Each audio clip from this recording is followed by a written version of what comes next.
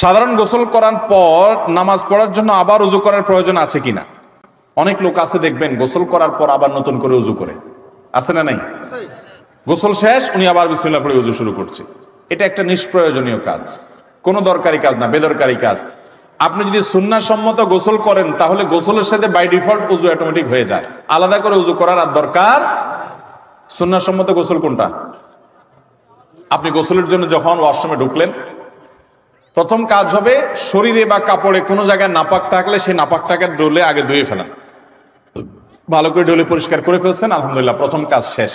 এরপর দ্বিতীয় কাজ কি? এবার দুই হাতের কবজি ভালো করে ধুয়ে কুলি করেন, নাকে পানি দেন, মুখ ধোন 3 বার, হাতের কনুই পর্যন্ত 3 বার ধোন, দুনো হাত, মাথা মাসা করেন।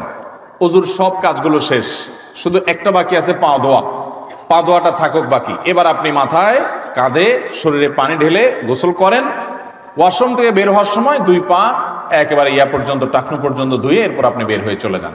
তাহলে ওযু এবং গোসল একসাথে হয়ে গেছে, আলাদা আর ওযু করার দরকার নাই। অনেকে এরপরে আবার আলাদা ওযু করতে যায়, এটা একরকম বলতে পারেন বিনা প্রয়োজনে।